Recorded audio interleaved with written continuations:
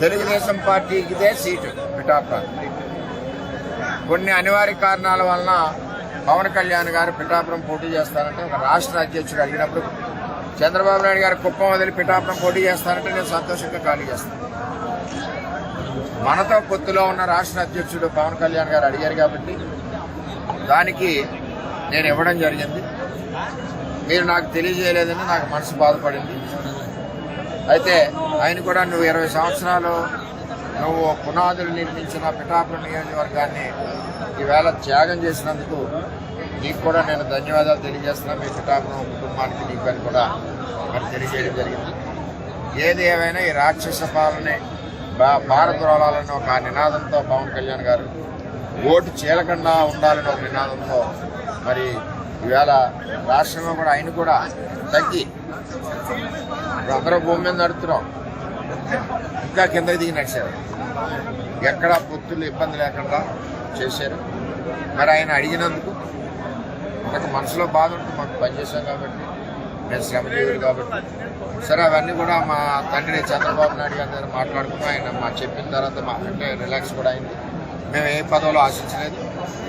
నేను అడిగింది పురుషోత్తపట్నం, ఏలే రాజనగరం, జియో ట్యూబ్ ఉప్పాడ మత్స్యకారులది, 3 TMC నీరు ఏదైతే ఈ ఎమ్మెల్యే ఎంపీ అమ్మేశారో అభ్యర్థి ఇప్పుడున్న గీత గారు, వాటి మీద ఇవన్నీ అడిగాం. వాటి సానుకూలంగా స్పందించారు.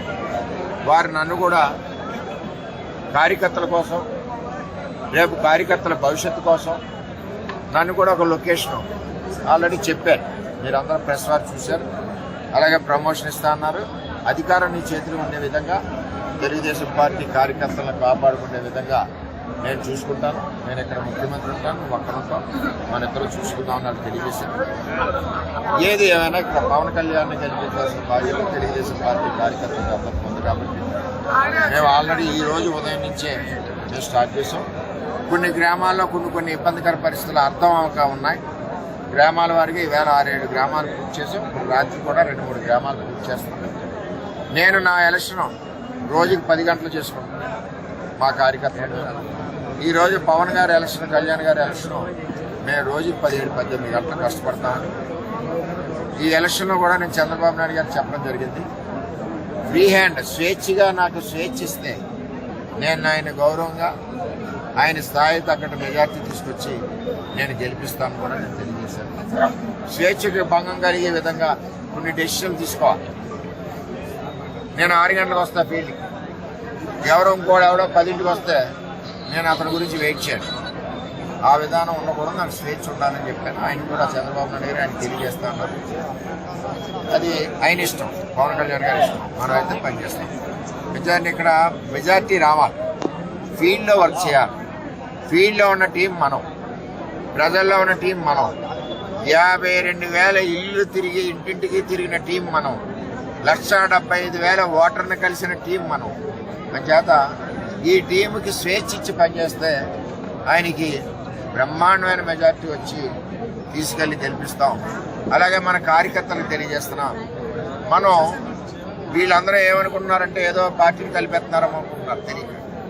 మనం సైకిల్ మీద వెళ్తున్నాం, గ్లాస్తో టీ తాగుతున్నాం, ఓటేసి వస్తున్నాం గ్లాస్. మళ్ళీ మన సైకిల్ మీద మన పార్టీ ఆఫీస్లో ఉంటాం, మన సైకిల్ మీద మన ఇంటి చేస్తాం. మన పార్టీ కలాపాలు మనకుంటే వాళ్ళ పార్టీ కలాపాలు ఆడి. ఏదైనా శత్రువు వచ్చినప్పుడు ఇద్దరు కలిసి ఫైట్ చేస్తారు. ఎలక్షన్ వచ్చింది కాబట్టి వాళ్ళు కూడా మనతో పాటు వస్తారు, మనం భారీ మెజార్టీతో గెలిపిస్తాం. ఇది ఫార్ములా. ఈ రోజు ఉదయం 6 గంటల నుంచి మేమందరం కూడా పనిచేస్తాం.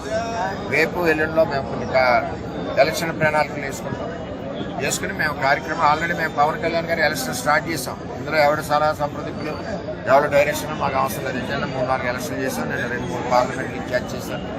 నాకు అనుభవం ఉంది, మా కార్యకర్తలకు అనుభవం ఉంది.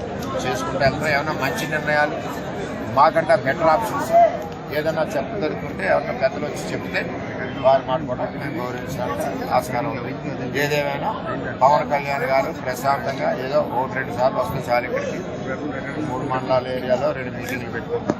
ఆయన రాష్ట్రం అంతా తిరిగి స్వేచ్ఛ మేస్తాం అంటే ఆయనకి టెన్షన్ లేకుండా ఆయన తరఫున మేము తిరుగుతాం.